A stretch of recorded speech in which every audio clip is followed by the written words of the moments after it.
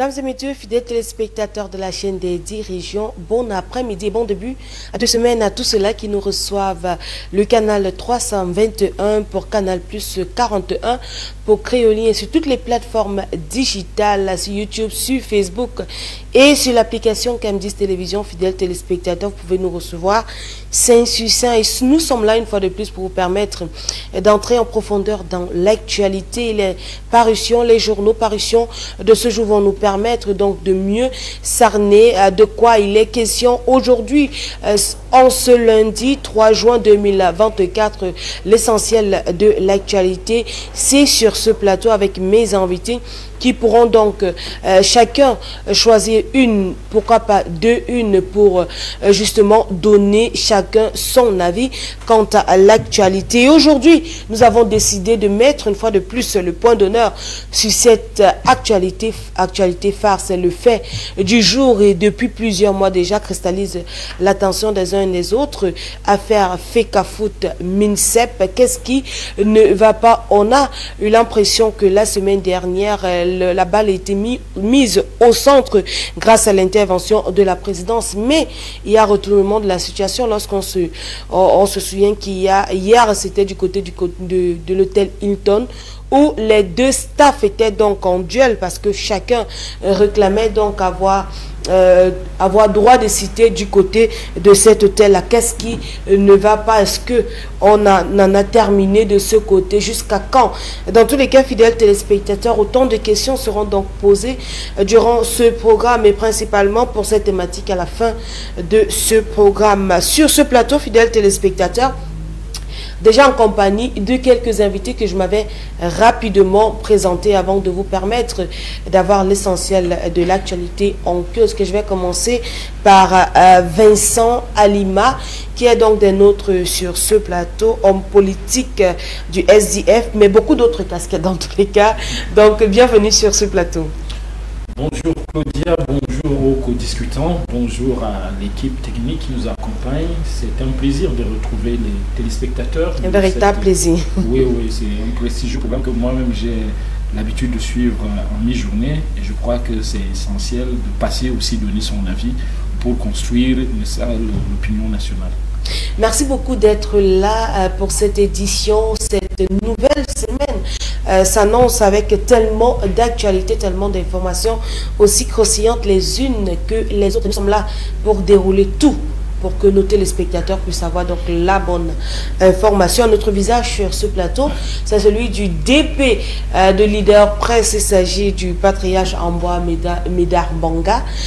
Pour vous, fidèles téléspectateurs, cet après-midi sur le plateau dont on refait la presse. Bonsoir. Bonsoir Claudia et bonsoir aux téléspectateurs. Bonsoir à M. Pierre Tadenso et son épouse qui regardent l'émission. Bonsoir aux nombreux téléspectateurs de l'arrondissement de Ngomenzap dans le département d'Union et Sceaux. Bonsoir à tous ceux qui nous font confiance. Merci beaucoup. Bonsoir aux populations de Ngomenzap. Bonsoir également aux populations du Baminoubou, précisément du côté de Ndikinimeki. Et on pense aussi à tout cela qui nous regarde sur le ciel de Carrossel. Sentez-vous privilégiés immédiatement, fidèles téléspectateurs, avant que de venir présenter le troisième invité. Allons rapidement en kiosque pour faire la revue des unes.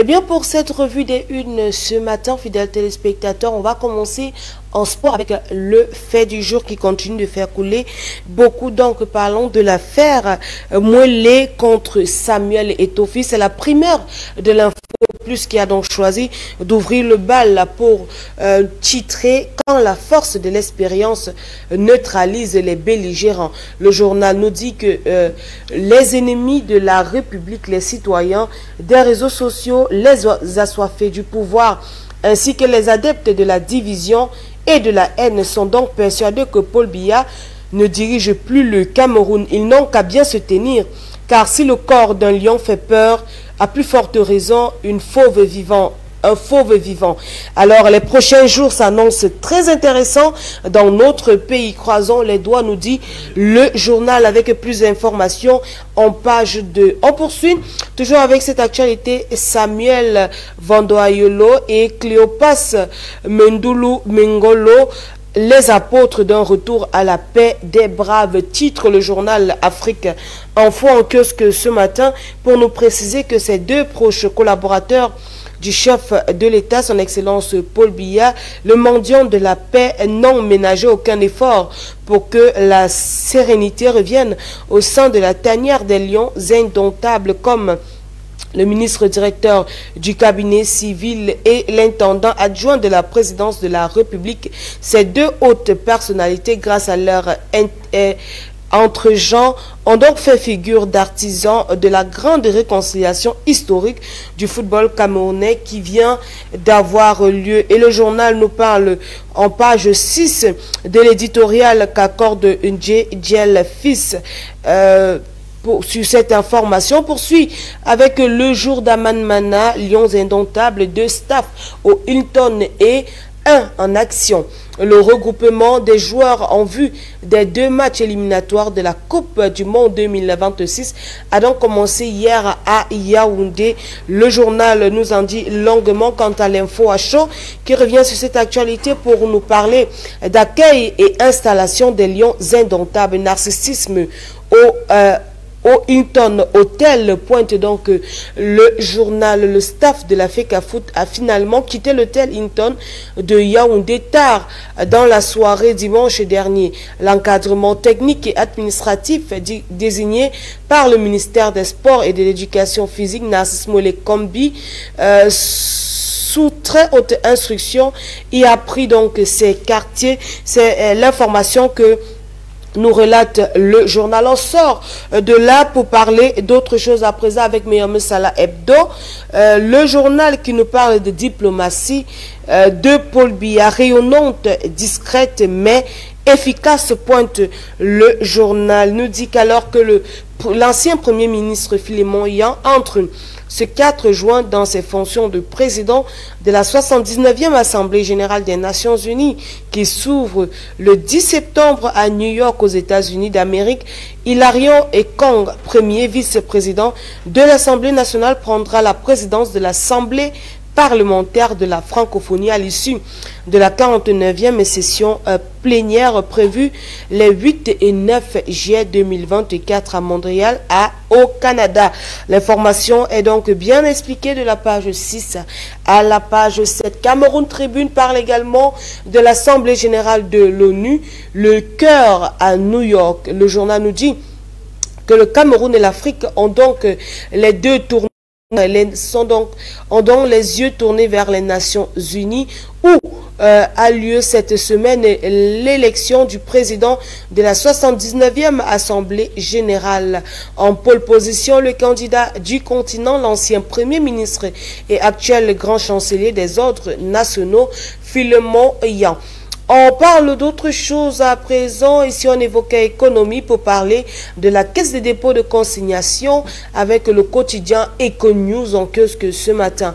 La BEAC donne le ton en transférant 3,9 milliards de francs CFA. Le procès verbal signé le 29 mai dernier entre Richard Rivina Obam, le directeur général de la SEDEC, et Pierre-Emmanuel Nkoa Ayissi, le directeur national de la BEAC, symbolise donc bien plus qu'un simple transfert de fonds, nous dit le journal. Conjoncture économique parle des recettes budgétaires additionnelles, 630 milliards de francs CFA projetés d'ici 2030, nous dit le journal. C'est donc lancé officiellement le 31 mai 2024 par le ministre des Finances, Louis-Paul Motazé. La stratégie nationale de développement du secteur financier devrait donc permettre au Cameroun d'obtenir un gain de points de croissance économique, d'où le moins de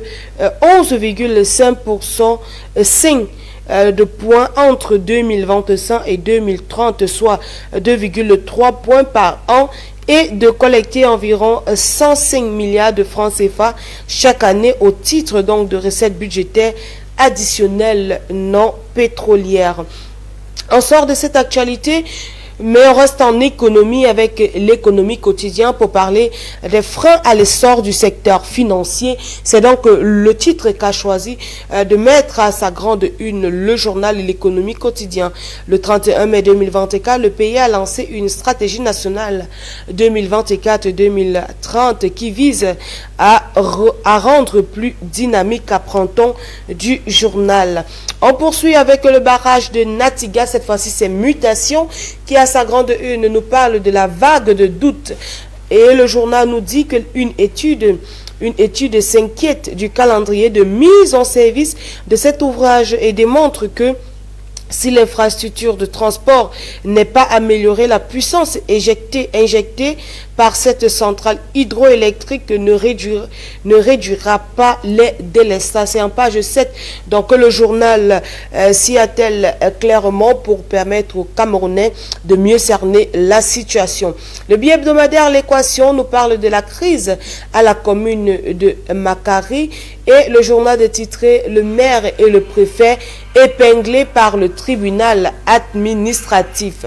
L'avenir, déclaration Luc Magloabaga à Tangana s'exprime dans le secteur du cacao. Ça carbure, donc ce sont les paroles du ministre du commerce Luc Magloabaga à Tangana. Ainsi donc s'exprimait ce ministre à l'occasion du cacao et café festival tenu la semaine dernière à Yaoundé en présence de nombreuses personnalités africaines et mondiales. Une édition qui s'est donc déroulée dans un contexte spécial porté par des vents particulièrement favorables en termes de prix, tant en ce qui concerne le cacao que le café, nous dit le journal.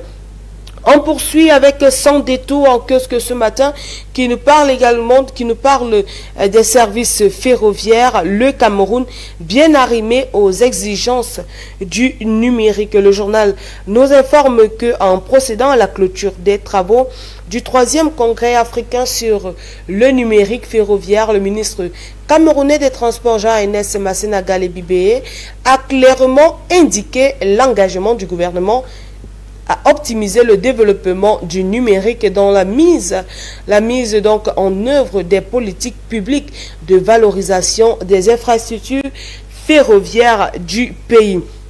Éco-santé nous parle de l'Ordre national des chirurgiens dentistes du Cameroun. Voici les principales doléances formulées au ministre de la Santé publique à retrouver dans le journal de la page 6 à la page 7. Pauvreté au Cameroun, Émergence quotidien nous donne le classement par région en page 3 du journal. Et on termine avec les Jeux universitaires Garoua 2024. Yaoundé 2 termine en tête du classement. Nous relate dans le journal de Carole Tamba en kiosque ce matin. Malgré des conditions météorologiques difficiles, la 24e édition des Jeux universitaires s'est achevée en beauté le 2 juin 2024 à Garoua. Nous dit le journal Université de Yaoundé 2 a dominé les débats, décrochant la première place avec 36 médailles, dont 16 en or. L'Institut universitaire Siantou et l'Institut universitaire du Golfe de Guinée complètent respectivement le podium. Mais c'était tout pour l'actualité de ce matin. Allez en kiosque tout simplement sur les plateformes numériques pour vous informer, mais surtout pour faire vivre la presse au Cameroun.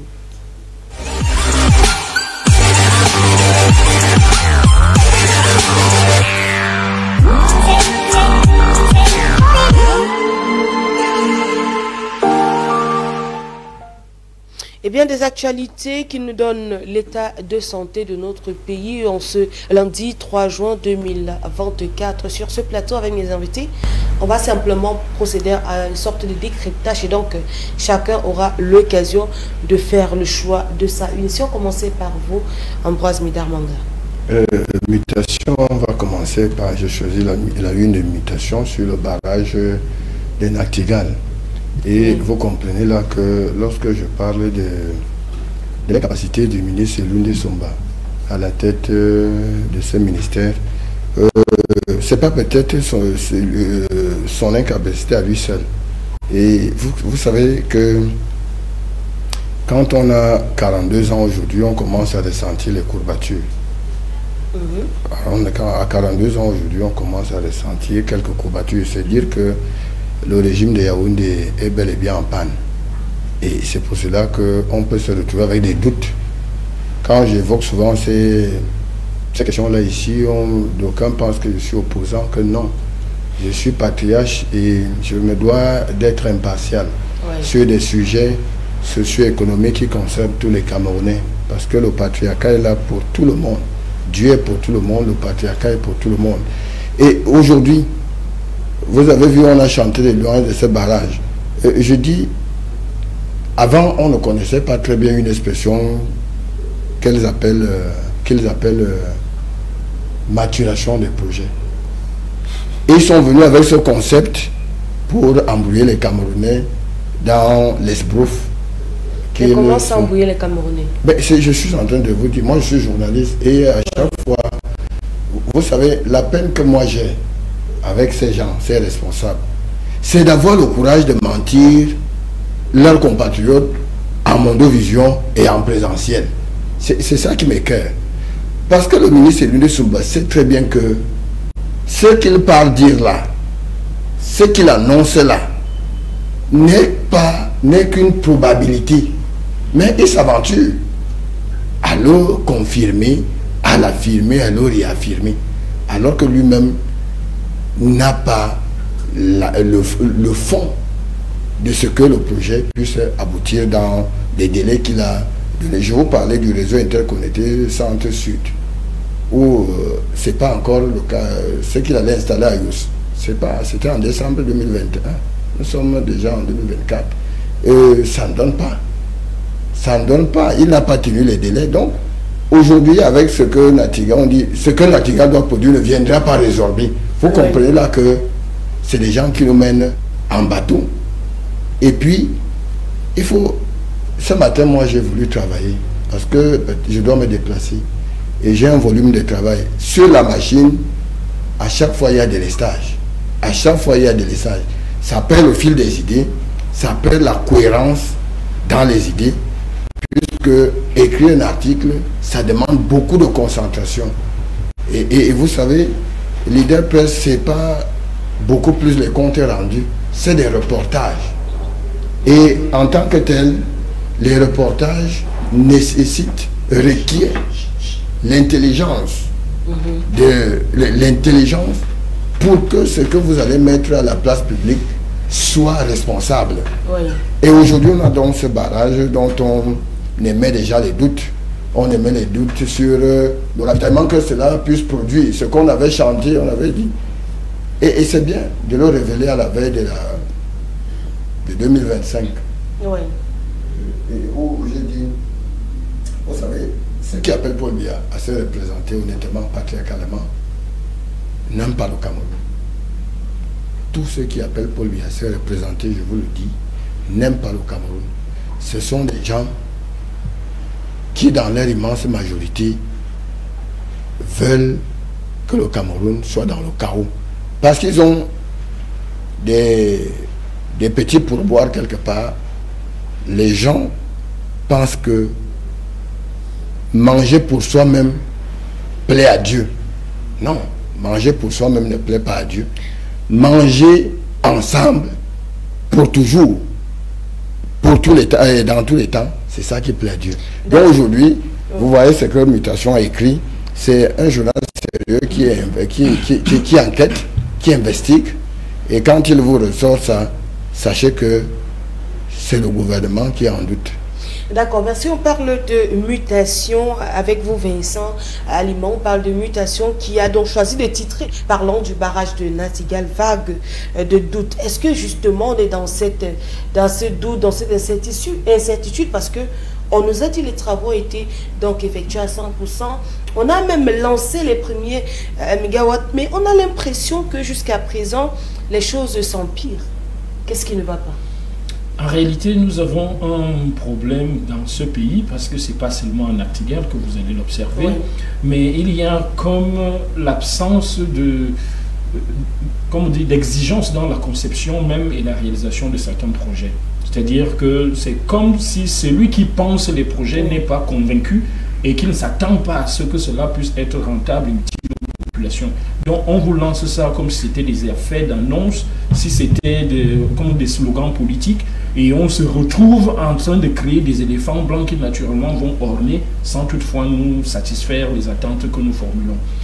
Nachtigal, je crois, il y a eu tellement de levées de fonds, de décaissements qui naturellement n'allaient pas à Nachtigal mais pouvaient servir à autre chose. Oui. Mais on vous dit c'est pour faire telle ou telle chose que nous allons prendre tel argent et que nous allons mettre à la disposition des Camerounais un service beaucoup plus fluide qui va permettre qu'il n'y ait plus de délestage ou améliorer la distribution.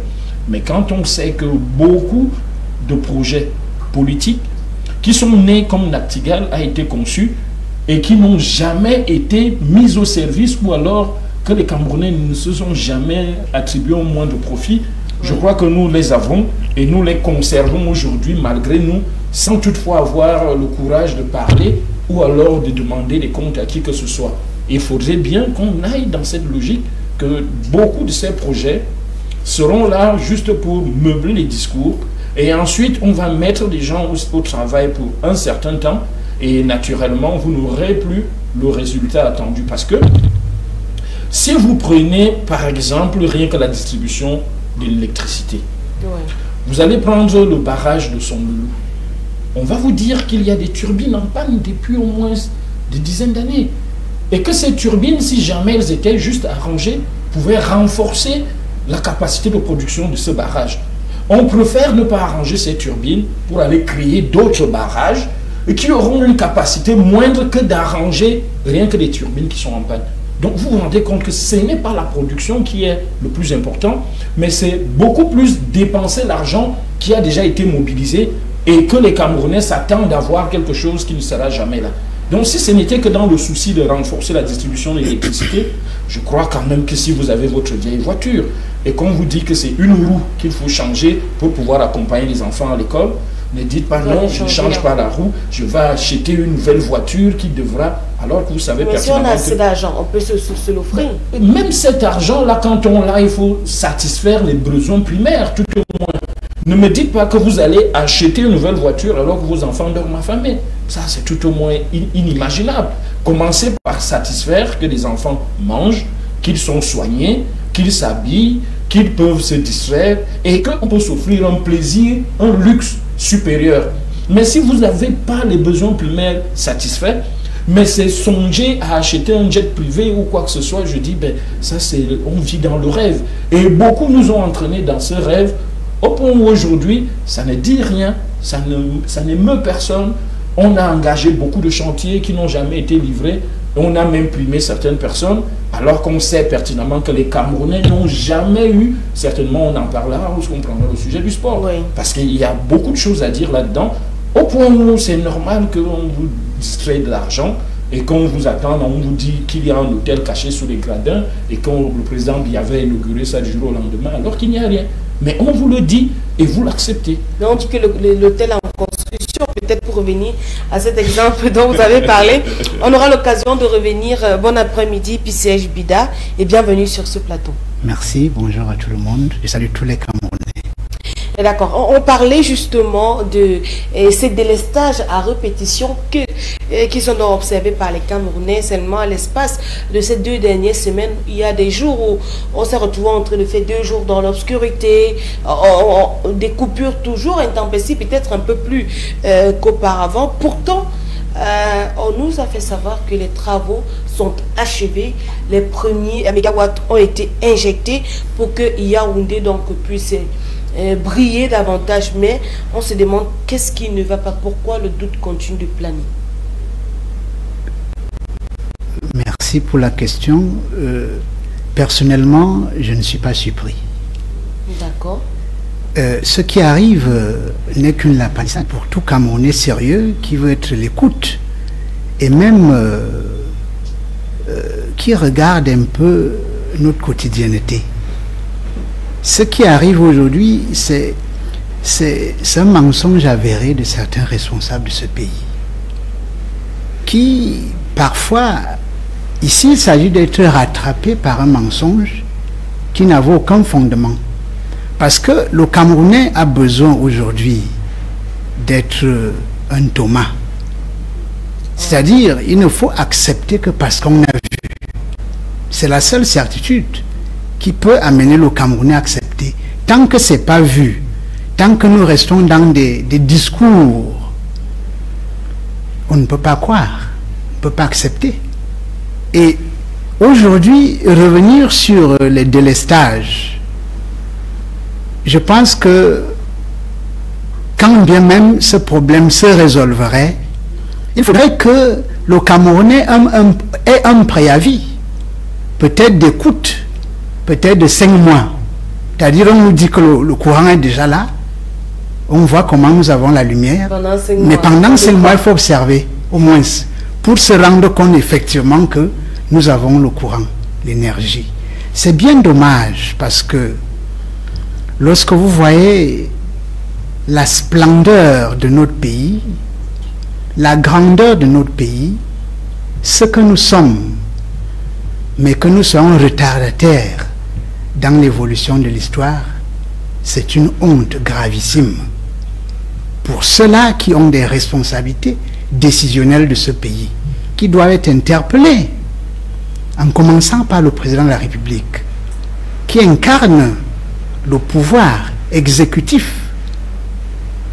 Mais on se rend compte que nous sommes dans un pays, et je l'ai déjà dit ici, une anarchie. L'anarchie, c'est-à-dire que soit il y a des institutions et on ne les respecte pas, soit il n'en existe pas. Mais je pense quand même que le Cameroun a des institutions, mais que les gens volontairement, mutuo proprio, refusent de respecter et d'appliquer. Je n'entends plus parler de l'épervier. À un moment donné, je pense quand même que, même si ça n'avait pas un effet aussi efficace qu'on l'aurait voulu, ça a quand même aidé. On n'en parle plus.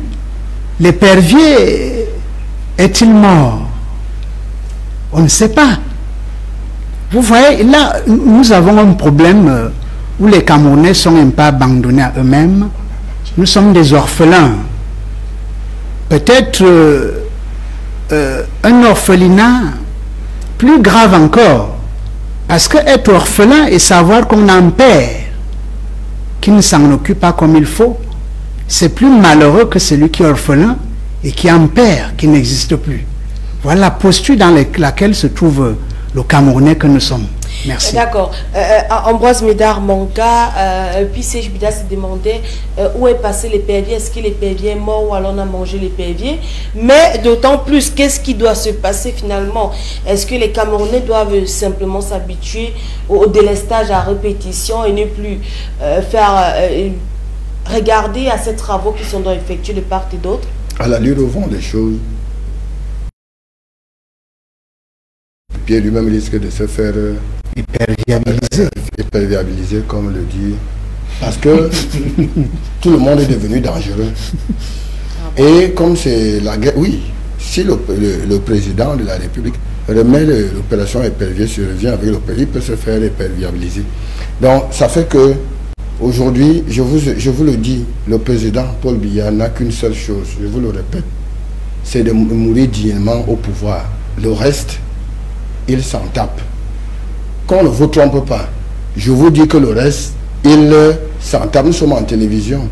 Paul Biya, aujourd'hui à l'âge qu'il a, ne voudrait pas subir ce que Mugabe avait subi au Zimbabwe. C'est lui qui devrait donc venir réaliser ces projets qui ont été... voilà, dès le départ, il a mis des personnes capables de le faire. Et non, Paul Biya est responsable de ce qui arrive. Parce que vous savez, le fait d'avoir gouverné avec ses amis, c'est ça qui l'a conduit dans ce fossé où on se retrouve aujourd'hui. Le président devrait, comme cela se doit, la Constitution le dit, nommer, vous savez, il y a des générations et des générations. Sa génération a pris du plomb dans l'aile. Et lui, il s'est offusqué à rester avec ses amis au pouvoir. Et c'est ça qui nous a entraînés dans le chaos. On dit aujourd'hui qu'on nomme des jeunes. On nomme des jeunes où ses amis font nommer leur fils sous-préfet, préfet, DG et autres. C'est la même chose. Alors qu'il y a des intelligences au Cameroun, en en point compter, qui peuvent faire bouger les lignes. Quand on prend, vous savez, un préfet, un ancien préfet du Djaïloba a voulu appliquer la loi en interdisant de séjour un ministre dans sa circonscription politique. Vous savez ce qui lui est arrivé le lendemain? Ce qui lui est arrivé le lendemain, c'est la mauvaise gouvernance, parce que la mauvaise politique, le préfet, les préfets, il faut qu'on vous le dise, ont pour prérogative de dire à monsieur tel, au regard de tes agissements, au regard, je ne voudrais plus te voir dans ma circonscription administrative. C'est la loi qui l'autorise.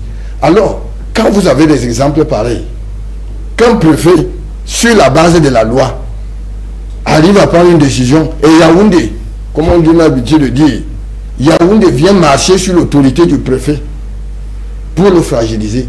Ce monsieur, il est allé dans son village, il allait précipitamment en retraite. Et il aujourd'hui, il organise la course, il organise une course d'une montagne là. Il fait ses activités tranquilles. Donc, aujourd'hui, l'opération Épervier a disparu parce que Paul Biya ne peut plus. Quand nous on a été au tribunal pour le procès de Marafa, Marafa a demandé au juge, et il a traité d'être pas des hommes d'État, qu'ils étaient des petits gens du tribunal. Lui, il était homme d'État, il leur disait en face, et qu'il ne pouvait pas parler parce qu'ils ne savent pas ce que c'est que la raison d'État, un homme d'État. Il leur disait de vive voix que s'il fallait qu'il parle, il faut qu'on amène Paul Biya. Et qui peut donc convoquer Paul Biya? C'est pour cela que Marafa est allé en prison sans parler. Nous, on était là, on dormait au tribunal. Et il rappelait ça à la collégialité. Que vous m'amenez ici, vous me posez des questions, je ne peux rien vous dire. Parce que je suis un homme d'État. Il est en prison là. Si sur l'émission, il dit, je suis un homme d'État. Et pour que je parle, il faut que vous fassiez venir quelqu'un ici qui puisse me donner l'autorisation de dire quelque chose concernant cette affaire d'État. D'accord. Et on revient un tout petit peu sur cette situation de délestage. Les Camerounais ne s'attendent plus à rien, finalement. Mais je vous ai dit que l'Union était incapable de l'amener. Non, je vous le dis ici. Et pour les Camerounais, il y a un mois, non, on ne doit s'attendre à rien. D'accord. Ce que je dois dire aux Camerounais, et je le répète, c'est qu'il faut prendre conscience de ce que tout le monde doit jouer sa partition dans un pays, dans une famille, vous êtes à la CAM10. Si vous n'assurez pas à cette émission, le CAM10 va perdre un audimat très important. Parce qu'à l'heure-ci, je peux vous dire que les Camerounais sont connectés pour s'abreuver à la source de l'information. Et donc tout le monde, aujourd'hui, si les gens ne veulent pas le dire, peut-être. Je vous ai dit ici que les maires, l'ensemble, la totalité des maires en veulent à la politique de décentralisation. Mais un maire ne peut pas venir ici. Moi, je vous dis que tous les maires, j'ai dit tout. D'accord. Merci. Donc, le délestage. Oui. Qu'est-ce qu'ils peuvent faire? J'ai payé, parlant de délestage. Vous voyez les agents INEO. Ils sont venus avec la politique du compteur prépayé. Ces compteurs sont où? Il y a certains qui utilisent encore. Mais pour avoir un nouvel abonnement, c'est-à-dire tu as de l'argent, tu veux qu'on vienne te donner ton propre compteur. Vous savez combien de mois ça dure? Ça dure beaucoup de mois. Alors la semaine passée, il y a des agents qui arrivent, ils viennent avec des factures alambiquées. J'ai refusé de payer. Je suis allé à la sonnette centrale avec vous finissez de payer tout, et puis à la prochaine facture, il y a des impayés doubles. Vous faites mention, on ne tient pas compte. Alors, vous voyez ce que vous voyez la malhonnêteté des Camerounais et la méchanceté des Camerounais. je vous dis, Claudia, permettez, je suis allé à la SONES centrale pour me plaindre de la situation que je vis avec le harcèlement des néos. Alors, quand vous ne payez pas, la date limite c'est le 3, quand minuit arrive, vous ne payez pas. Le lendemain, il y a déjà ce qu'on appelle la pénalité. Ils disent que c'est automatique, la machine. Alors, quand vous partez payer à la machine, cette machine n'est plus automatique. D'accord. Oui, mais merci. cette machine n'est plus automatique. Il faudrait que c'est le chef d'agence maintenant. On relève le numéro de compteur sur un bout de papier. Et on dit qu'on va aller soumettre. Merci pour la dénonciation. On va aller soumettre au chef d'agence qui est la seule personne habilitée à annuler vos pénalités si vous avez raison.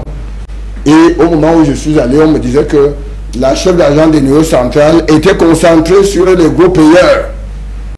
Donc les problèmes des gros payeurs, là, c'est sur leur dossier qu'elle était en train d'examiner manuellement.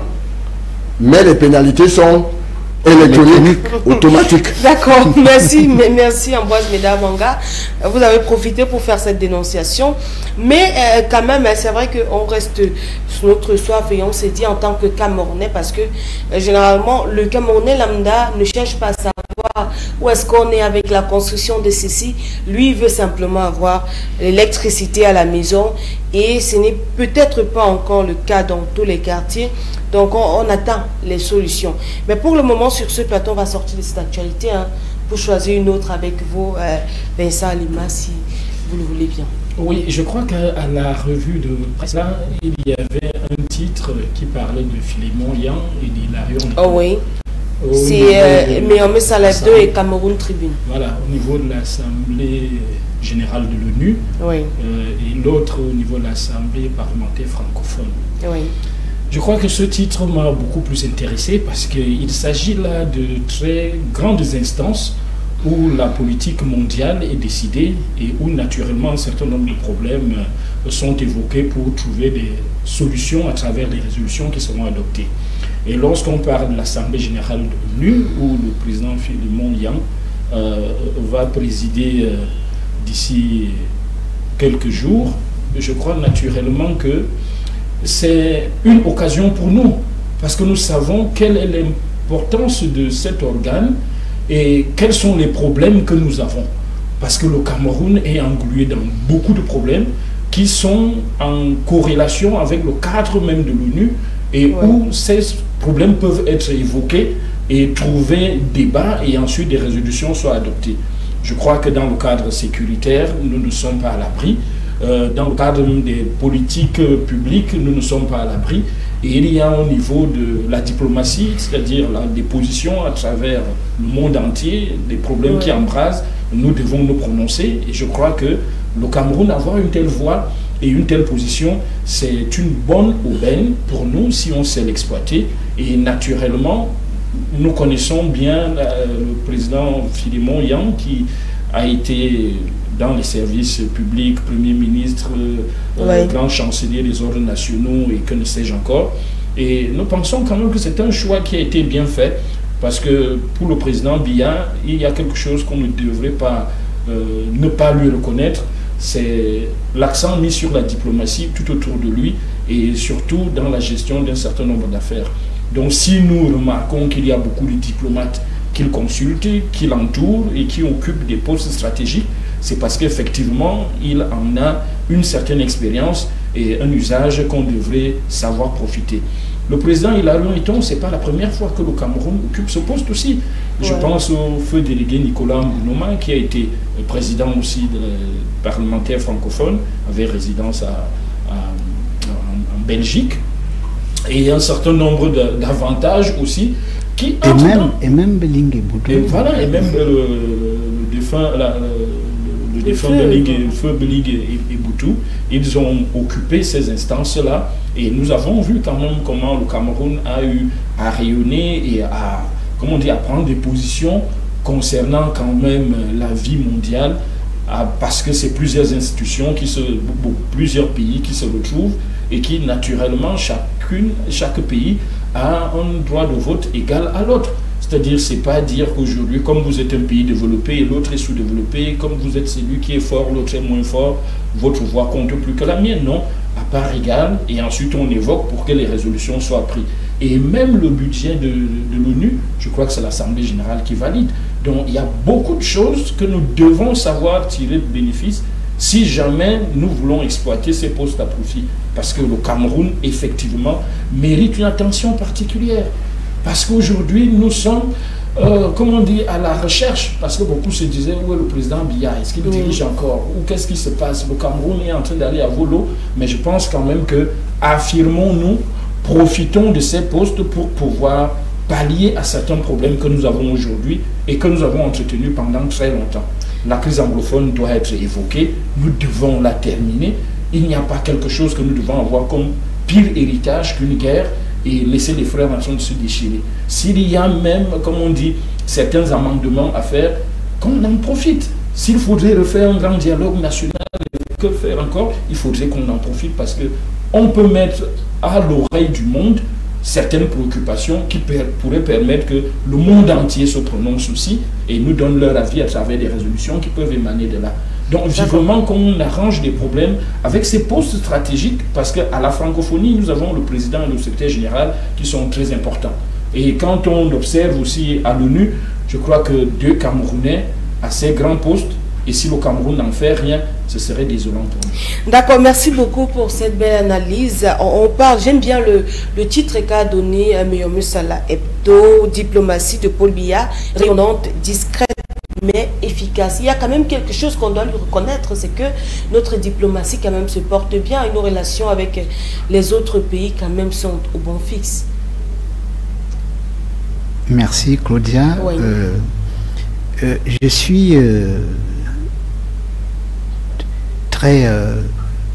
très encouragé par cette candidature qui a été présentée par un homme d'une probité morale indicible. Lorsque vous avez vu sa trajectoire administrative, comment il a travaillé, il est quand même l'un des rarissimes responsables de ce pays qui ont montré qu'on peut bien faire.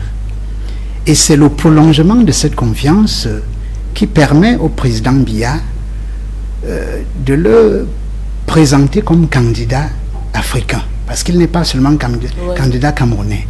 Il s'agit là de se retrouver dans la sphère mondiale la plus élevée au niveau des décisions qui concernent les peuples, presque tous les pays. Alors, la candidature du Cameroun à ce niveau est très attendue. Disons qu'elle est même déjà, on peut le dire, elle est déjà admise. On s'attend seulement que les fonctions soient attribuées à notre cher papa Philémon Yang, pour justement aujourd'hui défendre l'Afrique qui au sein des Nations Unies n'a pas de place. Voilà le premier enjeu. Quelle est cette organisation internationale qui est regroupée mais qui refuse le droit de veto à certains peuples aussi grands que l'Afrique?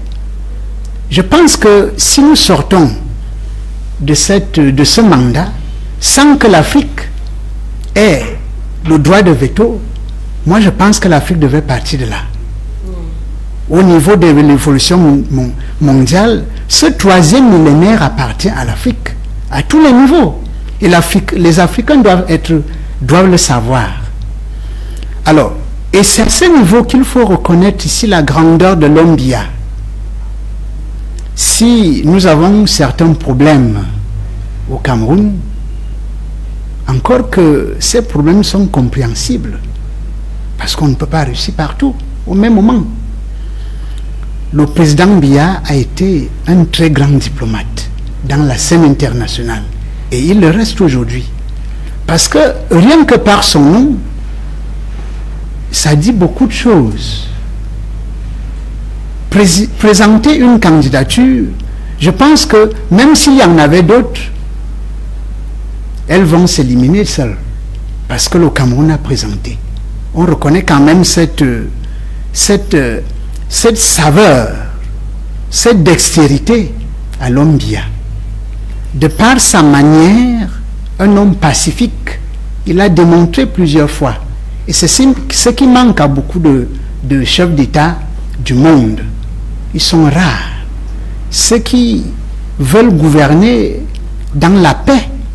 Et nous pouvons même également dire qu'aujourd'hui, le marasme politique camerounais qu'on voudrait attribuer à l'homme Biya aujourd'hui est aussi l'émanation de sa bonté d'homme, qui n'a pas su incarner ses qualités humanistes avec le réalisme politique. Et c'est à ce niveau qu'il a péché. Il a voulu diriger les hommes comme un père de famille, oubliant qu'il y a des démons qu'il faut diriger, et qui d'ailleurs sont majoritaires. Aujourd'hui, ces démons l'entourent. Il devient difficile pour lui de s'en défaire. Voilà pourquoi je vais partager ici le point de vue de Médard, peut-être pas dans la même disposition.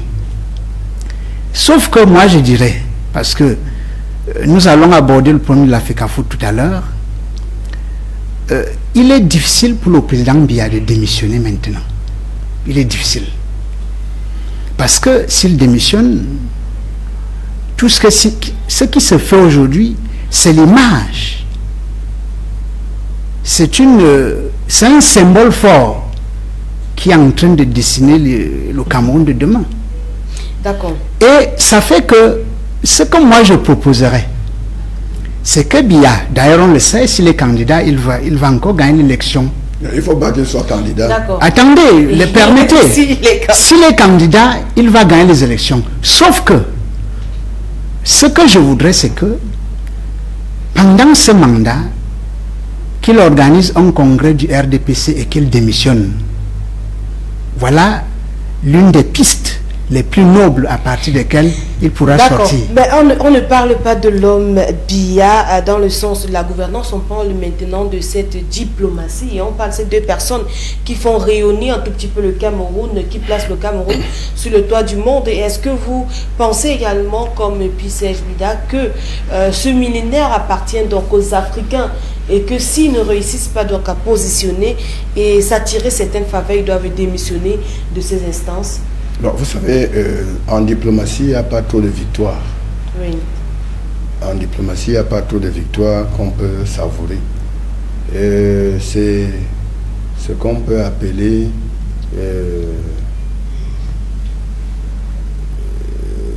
on peut dessiner ça comme le soleil qui tourne autour, la terre qui tourne autour du soleil. Ça veut dire qu'aujourd'hui je suis là, demain l'autre sera là. Donc forcément, le tour du Cameroun est arrivé après le tour des autres. Donc il y a des concessions qui sont faites et puis ça permet que on en arrive là. Sauf que depuis qu'on est là-bas, il n'y a pas d'impact positif. Oui. Sinon que le rayonnement du pays, bon, on va dire que le rayonnement du pays, tous les pays se rayonnent. Donc dans la participation, on va voir le vert jaune du Cameroun posé sur la table. Et dans le fond, politiquement et diplomatiquement, nous ne ressentons pas les retombées de ces exploits, oui. On va le dire comme ça au niveau, comme Pi vient de le dire. Si vous êtes comme des girouettes, à quoi bon d'être là?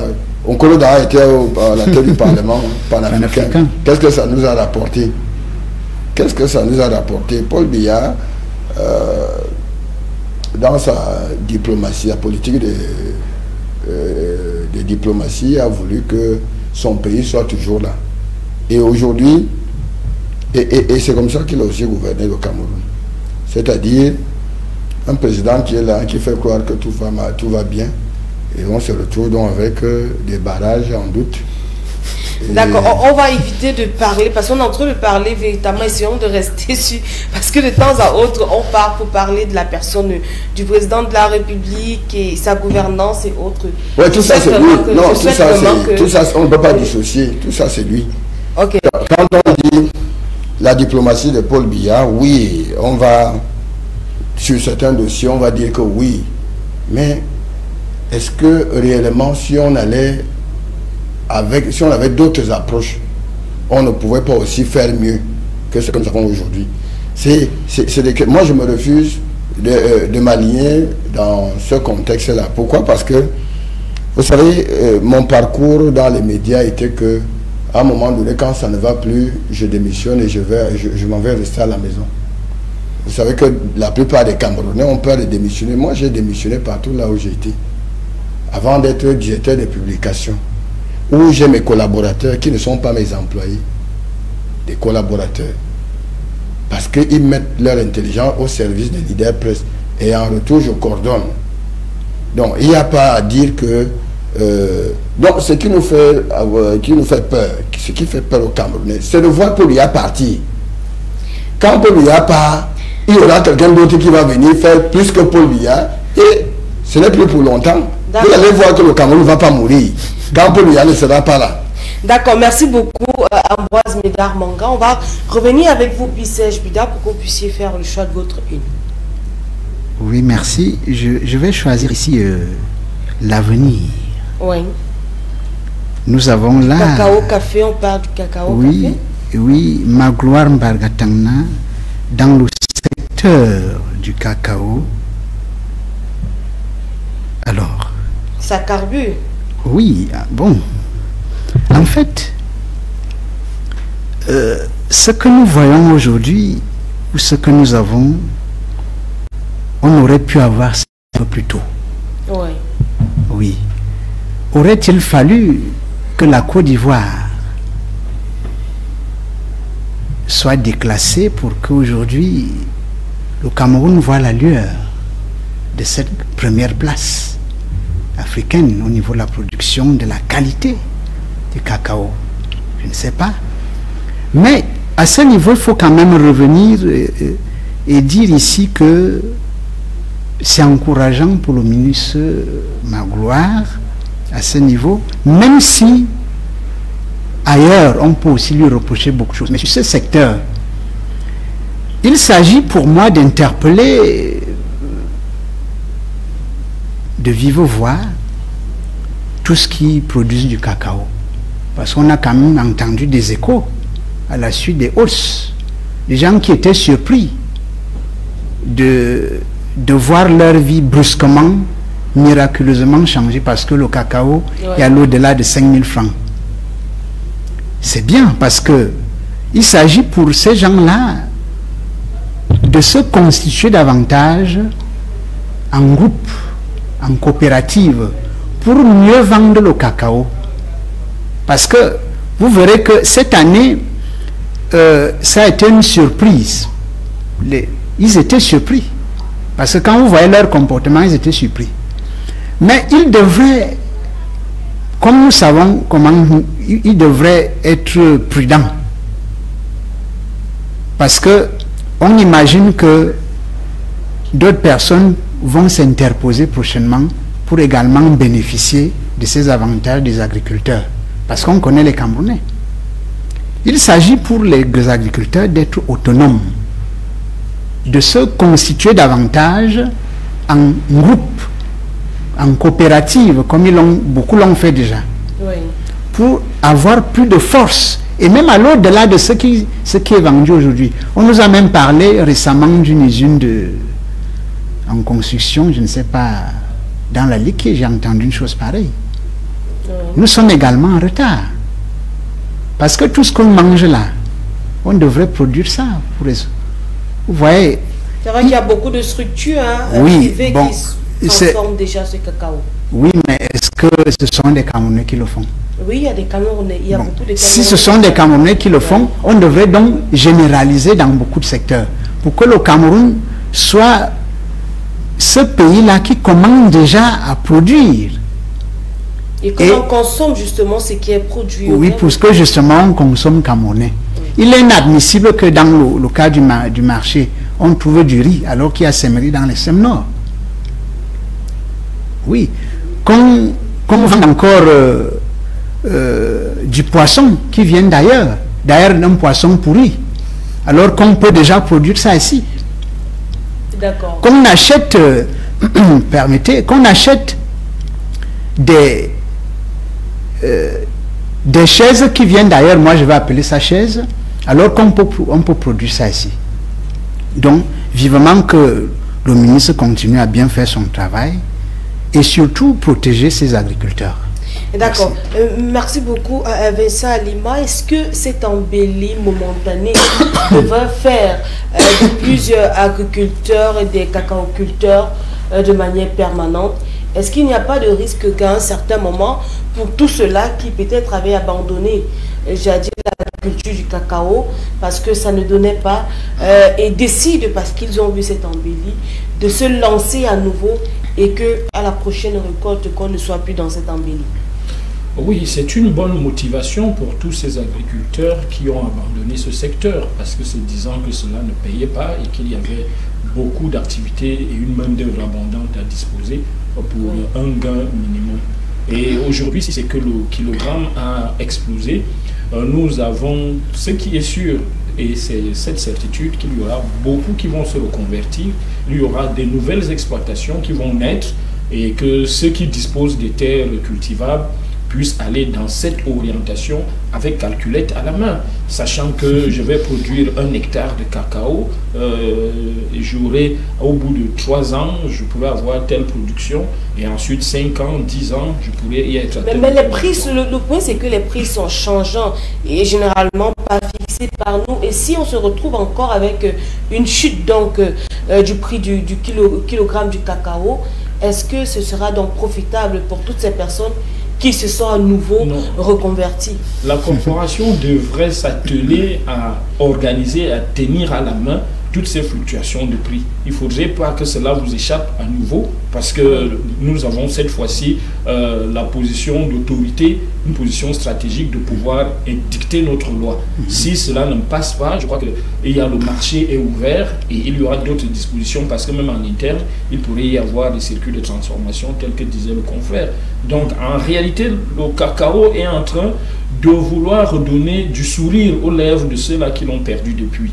Et c'est à juste titre, parce que nous avons longtemps été traités comme si nous produisions quelque chose qui servait à d'autres et pas à nous, au point où lorsque ça revenait chez nous, on nous dictait le prix à acheter, mais on nous imposait le prix de ce qui a été transformé à vendre sur notre marché.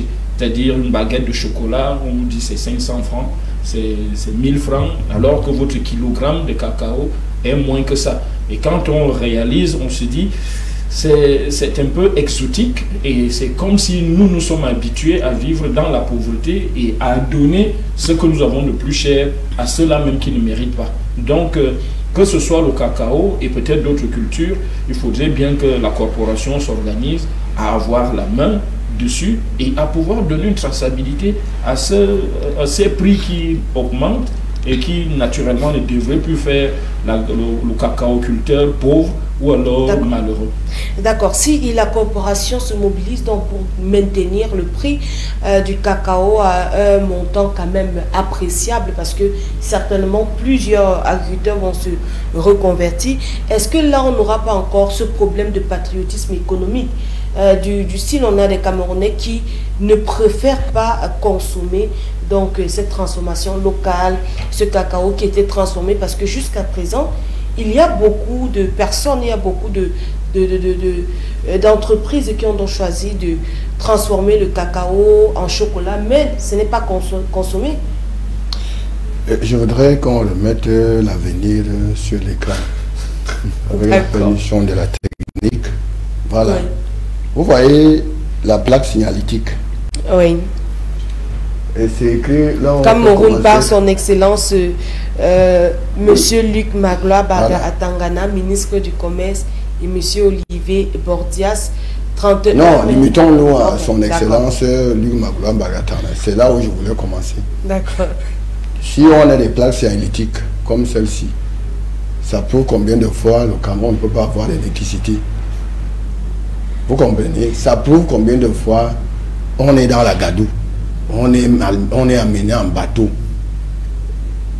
Les usages de protocolaires et ceci et cela, si on n'arrive plus à respecter. Et quand un ministre qui est membre du gouvernement, qui connaît, il voit ça. Et lui-même, il allait lire. Est-ce qu'il est aveugle? il a lu la plaque et il a procédé à l'inauguration. Ça veut dire que c'est l'abrutisme. Tous les Camerounais sont dans l'abrutisme. Et c'est ça qui fait qu'aujourd'hui, nous nous retrouvons avec des sujets que nous parlons ici. C'est des tares et des avatars de la société. On a dit, quand vous entendez le règlement intérieur de Camdis, c'est que les gens s'asseyent, ils disent que le travail doit commencer à tel, c'est ça, non? Oui. Alors, on a dit que c'est le ministre des Relations extérieures qui a appelé Excellence, c'est le président de la République, c'est les diplomates. Peut-être que Bagatan aussi, comme il a longtemps été en Europe, il a été diplomate, on ne connaît pas, je n'ai pas son CV avec moi, mais il est ministre du Commerce, et à ce titre, le ministre là ne doit pas avoir d'excellence devant son nom. Donc il faut rectifier la place signalétique. Il faut aller la changer, la faire changer. Donc c'est... Et maintenant sur la question. Bon, c'est bien que le cacao augmente. Claudia, c'était en 1991. Et dans un journal de 20 heures, la sonnerie était pourum. Il est 20 heures à Yaoundé au Cameroun, le journal. À la une, baisse du prix de cacao à 150 francs. De 420 à 150 francs. Et les gens ont abandonné les plantations cacaoyères. Tous les planteurs ont abandonné leurs plantations. D'autres ont vendu. D'autres ont brûlé pour transformer ça en palmeraie. Tout ça. Bon.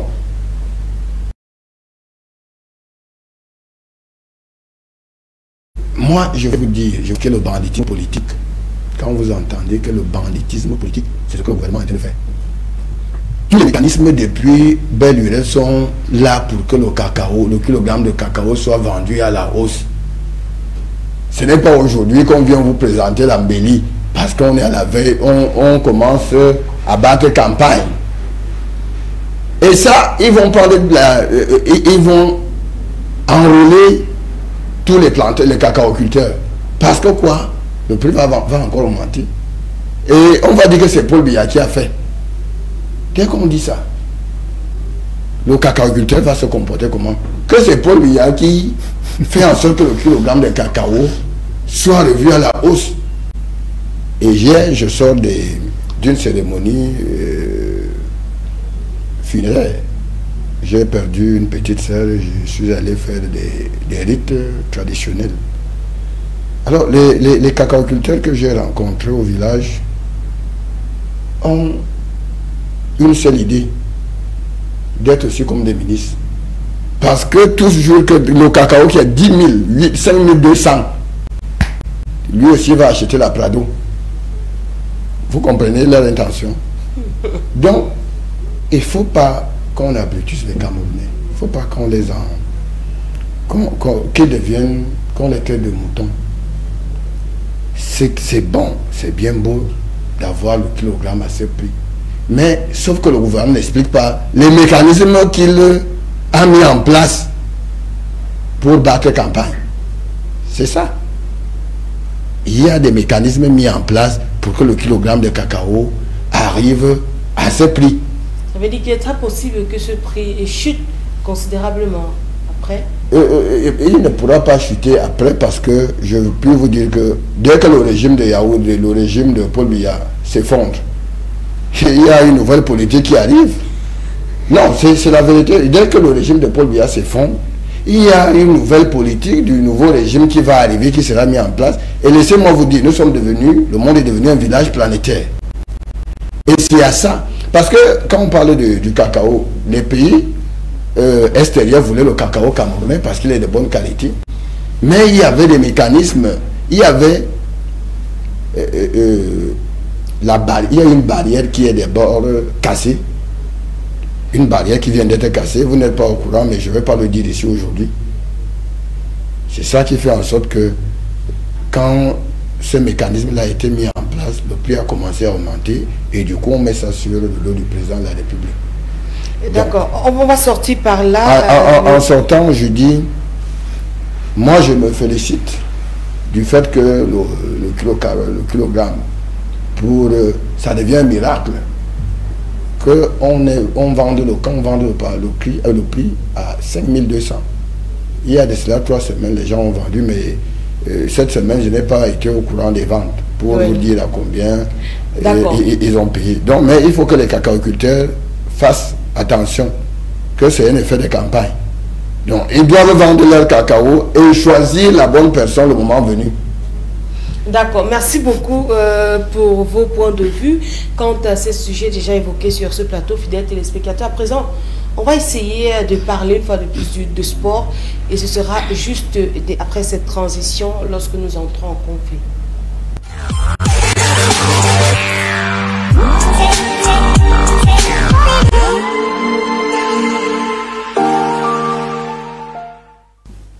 Nous parlons de sport encore et encore parce que c'est ce sujet qui fait l'actualité et qui cristallise d'ailleurs l'attention de plusieurs Camerounais, et les directeurs de publication ne sont pas en reste puisque cette actualité continue donc de nourrir son nom, on va dire comme ça, vers le chocolat de la presse. On parle cette fois-ci d'une situation d'abord d'apaisement grâce donc au courrier ou tout simplement à la mainmise de la présidence de la République qui a essayé de calmer le jeu et de remettre la balle au centre. C'était donc la semaine dernière où finalement une liste a été validée, c'était celle de Samuel Eto'o-Fils, je vais dire le président de la Fédération camerounaise de football, qui avait essayé de mettre en jeu, d'accepter les 2 premières personnes nommées par le MINSEP, c'est-à-dire le sélectionneur, son adjoint, et ajouter d'autres personnes donc pour compléter le staff. Et puis cette liste avait finalement été accepté. Il y a eu une réunion préparatoire pour donc lancer justement les matchs et le stage des joueurs. Sauf que hier, il y a eu un autre retournement de la situation du côté de l'hôtel Hilton où les 2 staffs se sont retrouvés à nouveau. Et le staff du ministère qui avait d'ores et déjà réservé les chambres a donc eu droit de citer, tandis que le staff choisi par la FECAFOOT n'a pas pu s'installer. Et bien évidemment, le sélectionneur Marc Brice était donc du côté du staff choisi par le MINSEP et il s'est installé donc à l'hôtel. Et les autres sont restés dans le hall et finalement ont quitté l'hôtel aux environs de 21h selon donc les informations regroupées. Et ce matin, on parle donc des maillots qui ont été refusés, qui n'ont pas été donnés. Dans tous les cas, il y a tout un flou dans cette affaire et on se demande qu'est-ce qui ne va finalement pas. Qu'est-ce qui s'est d'abord passé la semaine dernière? Quelle était votre lecture? Est-ce que véritablement c'était la présidence qui a mis à nouveau sa main pour que on ait un retour à l'ordre? Pourquoi cette fois-ci il y a eu un changement si c'est que véritablement c'était la présidence? On va prendre votre lecture de la chose. Oui, c'est vrai qu'au niveau du paysage sportif, le football véritablement focalise les attentions. Ce n'est pas seulement le seul sport qu'on a au Cameroun, mais il y a beaucoup d'attention là-dessus au point où la présidence de la République est interpellée lorsque les bagarres d'éléphants commencent à se faire voir en mondovision. Au Cameroun, je crois que ce que nous avons vu et nous avons vécu la semaine dernière montre le degré de pourrissement dans lequel nous avons longtemps évolué avec notre football. C'est-à-dire qu'il y a eu beaucoup de gabegie tout autour depuis les années antérieures au point où, avec son projet que Samuel a pour la FECAFOOT et le football camerounais, il y a comme certaines vérités qui étaient cachées commencent à sortir et que naturellement il faudrait qu'on frappe du poing sur la table. Les hautes instructions du président de la République ont failli nous conduire presque à un coup d'état scientifique que nous avons commencé à observer depuis longtemps.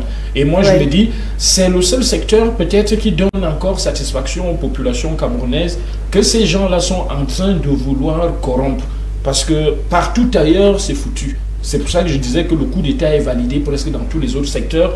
Il ne reste que cette relation, cette fibre patriotique que le peuple peut entretenir avec son équipe nationale. Et à partir de ce moment, nous pouvons lire ici le courage et la vigueur que Samuel devrait manifester au quotidien pour qu'il ne se laisse pas prendre. Parce que les 2 staffs, un est reconnu par la FIFA l'autre c'est le MINSEP, l'autre c'est... Je ne vois pas pourquoi est-ce que ce jeu peut perdurer, sachant pertinemment que les règles associatives ne permettent pas qu'il y ait ce genre d'intrusion. On a longtemps mis les mains pour exploiter le football camerounais. On voudrait mettre des acteurs qui devraient garantir les intérêts des uns et des autres. Mais au demeurant, je ne pense pas qu'avec ce démarrage, les résultats attendus puissent être au rendez-vous. Parce que Marc Brix, à le voir, il vient comme un complice qui naturellement n'est pas venu pour travailler. Il est venu pour servir, de faire valoir pour un camp et ensuite nuire au travail de l'autre camp. Parce que si on se regarde aujourd'hui qu'il est adoubé par le ministère et que la FECAFOOT l'a accepté et qu'au dos de la FECAFOOT, il joue un contre-jeu en voulant donner quelques, comment on dit, des justificatifs bidons, c'est-à-dire nous sommes pris par les questions de temps, il faut à tout prix qu'on s'organise rapidement pour que l'équipe puisse entrer en préparation pour ces matchs. Je dis non, c'est pas aujourd'hui qu'on connaît la date que nous devons jouer contre X ou Y à tel ou tel jour et que nous avons pris du temps à perdre pour que des bagarres inutiles puissent venir en Mondovision interpeller le président de la République et qui aujourd'hui, moi je vois qu'il a démontré quand même qu'il est encore, comme on dit, qu'il peut encore donner un mot, un avis et que cela soit respecté. Mais nous voulons qu'il se prononce comme il l'a dit, oui, dans certains discours passés, où il voulait bien nous montrer que ce secteur devra être une priorité et une attention.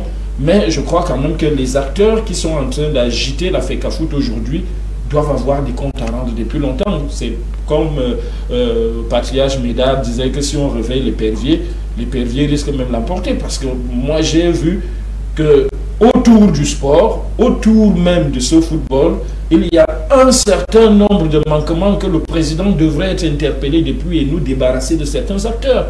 Mais cela est, comme on dit, des galons que certains s'attribuent et qu'ils peuvent chanter en Mondovision, comme on a souvent fait comme ça, rien ne nous est arrivé et on va continuer à faire comme ça. Je pense que c'est un peu trop mettre le doigt à l'œil du président de la République. S'il voudrait bien que les Camerounais restent dans cette chaleur, tout au moins, parce que ceux qui ne font pas son travail doivent irriter les Camerounais et doivent monter les Camerounais contre lui. Et si Samuel aujourd'hui voudrait bien donner cette satisfaction et cette chaleur par rapport au football, il faudrait bien que le chef de l'État sache que c'est le seul secteur, sinon le reste a été pourri par son gouvernement et que s'il se laisse entraîner, je crois que c'est sa tête qu'on va commencer à chercher. Merci bien à Vincent Alima. On va permettre à Pissé Bida, peut-être après votre lecture, de la chose se concentrer un tant soit peu sur le sélectionneur national qui a été tout fait d'être traité je lui ai dit comment non, même pas broquant, de traître, parce que on a vu la semaine dernière cette poignée de main, ces excuses qui sont passées entre le président de la FECAFOOT et lui, cette accolade et tout. On a même dit l'image de la journée et tout, mais on a l'impression qu'il a d'un autre côté, c'est encore rangé dans un autre camp. Et puis bon, ça va dans tous les sens de la part de certains observateurs. Quel est votre regard? Oui, que voulez-vous que Mars Brix fasse? C'est le MINSEP qui l'a amené au Cameroun. Il devrait en être fidèle. Vous voyez, il devrait en être fidèle, c'est pas la FECAFOOT. De prime abord. Alors, moi je pense que au-delà de cette image, s'il était un homme sérieux et digne, il devrait démissionner. Il devrait démissionner. Il a montré qu'il est... il a donné du flanc à ceux qui lui ont attribué un certain qualificatif. Oui, ils ne se sont pas trompés. Je ne vais pas prononcer ce mot. Ils ne se sont pas trompés. Et là, quand vous voyez un homme pareil, il n'a pas la posture de quelqu'un qui peut faire un bon travail. C'est un homme double. Il a fait la duplicité. Est-ce qu'on pouvait empêcher Judas d'embrasser Jésus? Non. Les commodités ont voulu qu'il arrive devant Étophis et qu'il joue le jeu. Parce que, et quand vous voyez en profondeur, vous rendrez compte que est-ce que le terme indigence serait peu? Je ne pense pas. C'est quelqu'un qui est à la recherche de quoi manger. Ah oui. Oui. Quand il attrape cette occasion, peut-être l'unique, parce qu'on ne sait pas s'il peut en avoir encore, il y a lieu ici de mobiliser toutes les énergies pour s'y accrocher. Voilà l'analyse que je peux faire de cette image de quelqu'un qui est réalisé dans une situation qui n'a jamais soupçonné, effleuré dans sa vie. Parce que vous verrez que tout est mobilisé pour que lorsqu'il partira du Cameroun, je ne pense pas qu'il aura encore un autre club. Et lorsque nous savons aussi quel est le dénouement de la plupart des entraîneurs, sélectionneurs de notre pays, il va sortir à un moment donné par la petite porte. Et vous verrez que cette image élogieuse que nous avons aujourd'hui va totalement disparaître. Et aussi, on ne peut pas s'attendre à quelque chose de mieux. Moi, je le dis. Dans ce Capharnaüm, dans ce Salmingondi, le Cameroun ne peut pas prétendre aller loin. Il y a des influences négatives qui entourent même déjà les lions indomptables et qui font qu'ils ne peuvent pas donner quelque chose de mieux. Même s'ils font des efforts, ils auraient pu faire mieux et donner mieux. D'accord. Merci. Le stage des lions indomptables va donc commencer normalement aujourd'hui et ils doivent discuter. Le match, c'est le 8, donc dimanche. Oui. Non, samedi. Le match, c'est samedi. Et pour d'aucuns observateurs, parce que ce matin, en choisissant la thématique, on peut faire le tour, les avis, regarder également les réseaux sociaux. Et beaucoup sont dans la logique de boycotter tout et que la FIFA puisse suspendre carrément le Cameroun pour que tout le monde soit finalement perdant et que Marc Brice puisse donc retourner finalement. Quel est votre regard de cette situation qui perdure encore et encore alors que on s'approche des matchs décisifs pour les Lions indomptables? Voilà. Je pense que c'est jeudi que je prenais la décision de ne plus prendre part à ce sujet, de m'intéresser au sujet de la FECAFOOT MINSEP. Parce que si les journalistes que nous sommes, nous ne parvenons pas à avoir la bonne information, comment est-ce que le peuple sera éclairé? Si nous, journalistes, qui sommes appelés à recouper, à investiguer et à mettre l'information sur la place publique pour informer ceux qui n'ont pas le temps, parce que c'est notre profession. Une Bayamsan veut s'informer, c'est que le journaliste fait le travail pour ça. Pour qu'elle soit informée au marché, elle a son poste récepteur là, sachant que le 12h arrive, le 10h arrive, il y a une mission d'information. Alors, ce qui s'est passé jeudi, en disant que la présidence, je voudrais commencer à vous dire que votre affaire de présidence là, que ce n'est qu'une affaire de poubelle. Votre affaire de présidence. Une présidence a un porte-parole qui vient donner l'information. Une présidence a des communiqués officiels dont on ne doute pas. Vous pouvez douter les communiqués de l'Élysée comment? Comment vous pouvez douter les communiqués de la Maison Blanche? Quand on dit que le porte-parole. Donc, quand nous, moi j'ai eu peur que quand nous journalistes ont subi ce que nous sommes en train de vivre là, ça devient très catastrophique pour le Cameroun.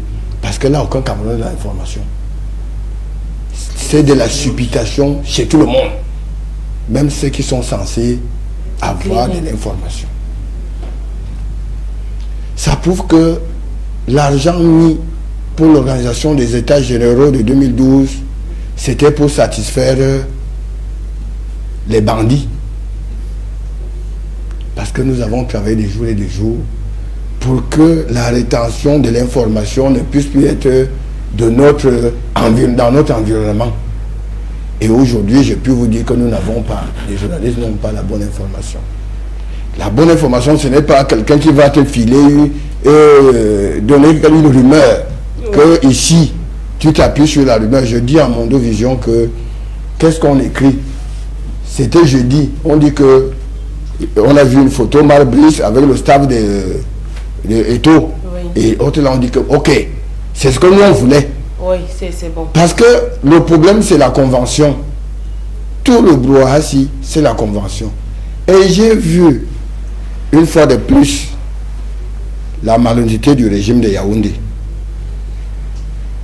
Vous voyez, quand cette affaire a abouti, on a commencé à applaudir Paul Biya. Allez sur les réseaux sociaux, allez partout. On dit que c'est le Sabitou, c'est le marabout de quoi, c'est tout ceci. Alors que Paul Biya est couché. Donc, aujourd'hui, Claudia, je vous ai dit ici, tant que le Cameroun ne va pas se constituer en peuple, la population camerounaise ne va pas se constituer en peuple camerounais. Vous voyez, vous prenez ça à la légère. Ali m'a parlé de coup d'État. Les gens parlaient de coup d'État scientifique, de coup d'État scientifique. Un pays, le Cameroun n'est plus un pays où le football qui tient à cœur, ceux qui ont dit qu'il n'y a pas de sport roi ou de sport mineur, moi je vous dis qu'il y a de sport roi. Oui, et on le voit d'ailleurs, on voit d'abord. Partout dans le monde, regardez, il y a le Roland Garros, le championnat de tennis. Combien de Camerounais parient sur Roland Garros?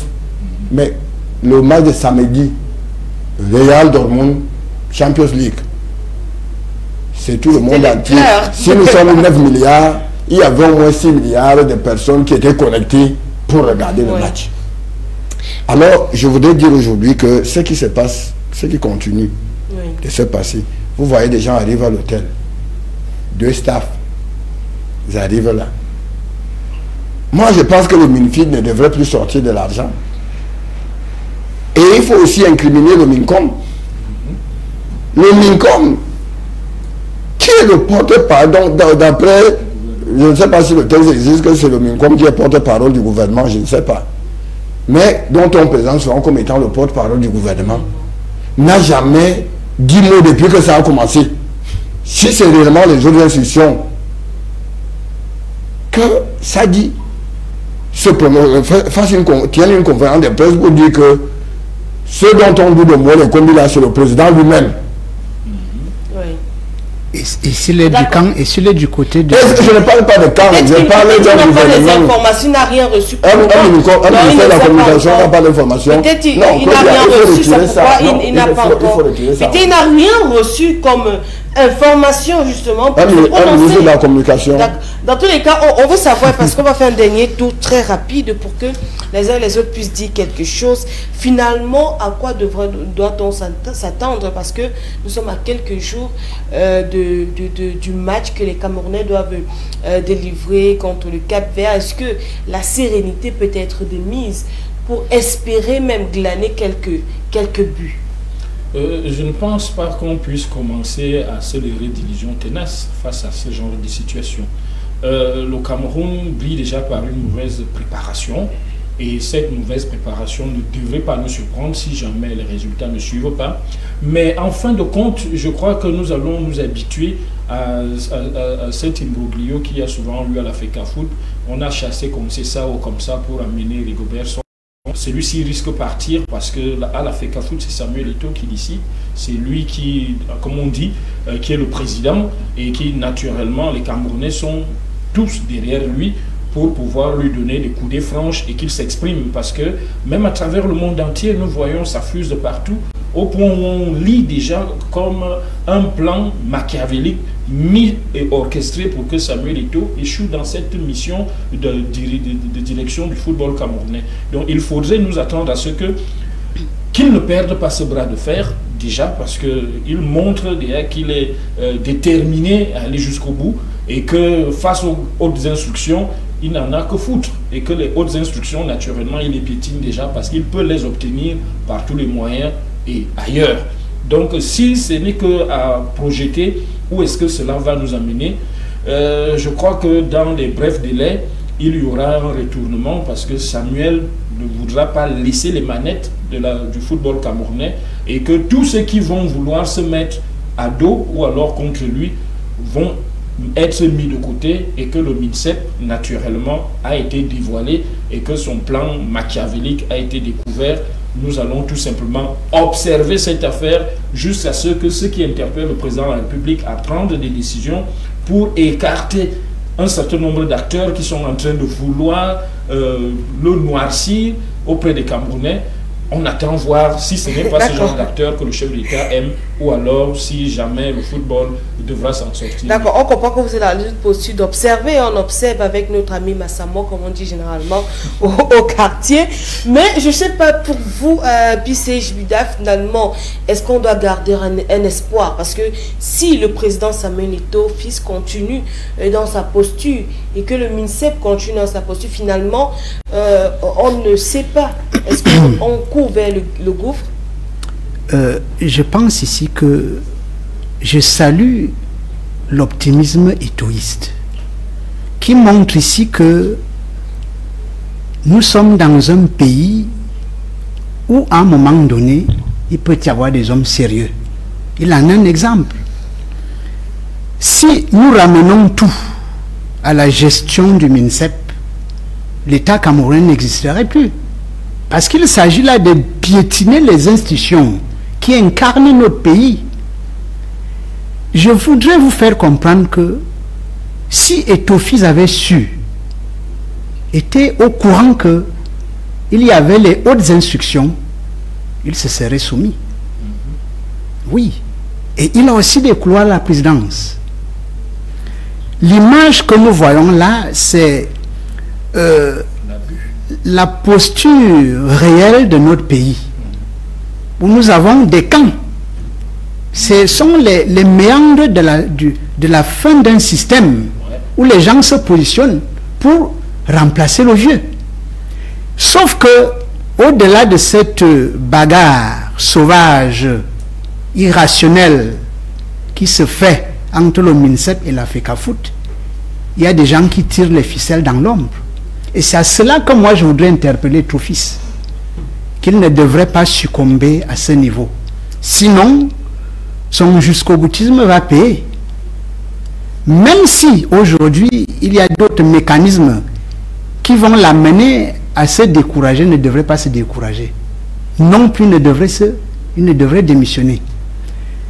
La seule personne aujourd'hui, ce n'est même pas le ministère de la Communication, parce que je voudrais vous faire comprendre que... Chutez par là, s'il vous plaît. Parce que même le ministre Sadi n'aurait pas la bouche libre de dire quoi que ce soit. Il s'agit au président de la République d'intervenir, c'est-à-dire de façon physique, et non plus de façon...